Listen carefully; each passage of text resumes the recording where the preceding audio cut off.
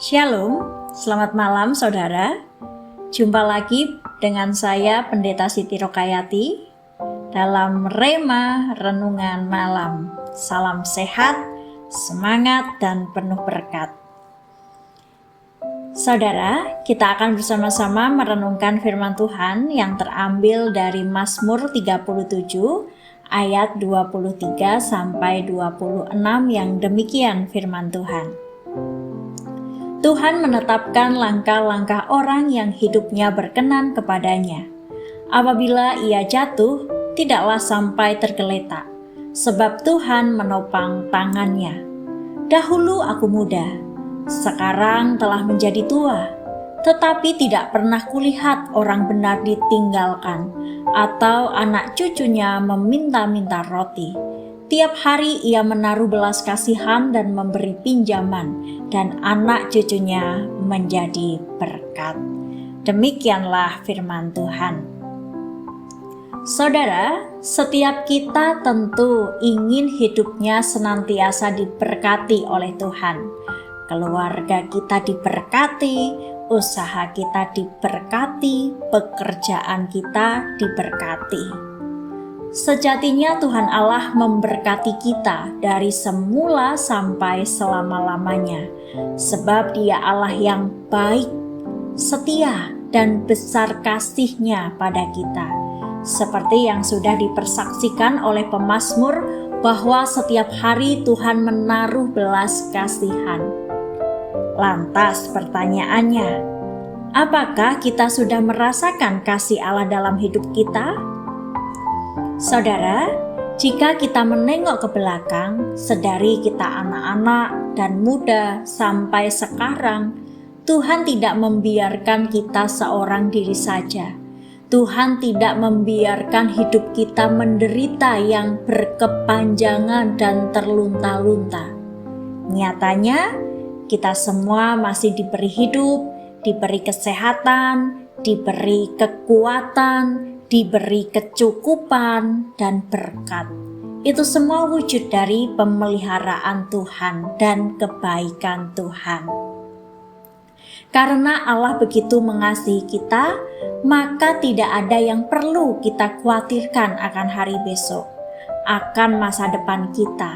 Karena Tuhan yang menjamin hidup kita, Tuhan yang memelihara hidup kita. Itu semua terbukti bahwa sampai hari ini, sampai detik ini. Sang pemazmur juga menyaksikan perbuatan baik Tuhan. Pemazmur mempersaksikan tentang pemeliharaan Tuhan. Dari pemazmur muda sampai tua, dia tidak pernah melihat orang benar ditinggalkan atau diabaikan oleh Tuhan, atau anak cucunya mengemis makanan atau meminta-minta. Semua kebutuhan dipenuhi, dicukupkan oleh Tuhan. Asal ada syaratnya. Apa itu? Yaitu hidup benar. Hidup benar artinya kita menyerahkan hidup kita sepenuhnya ke dalam pimpinan Tuhan. Hidup dengan mengandalkan Tuhan dalam setiap langkah dan keputusan yang kita ambil. Kita menyertakan Tuhan dalam langkah hidup kita. Kita senantiasa memohon pimpinan, bimbingan, dan tuntunannya. Kita mengizinkan Tuhan yang memimpin hidup kita. Kita yakin jika Tuhan yang memimpin hidup kita, membimbing hidup kita, maka kita diarahkan kepada tujuan dan arah yang jelas dan baik.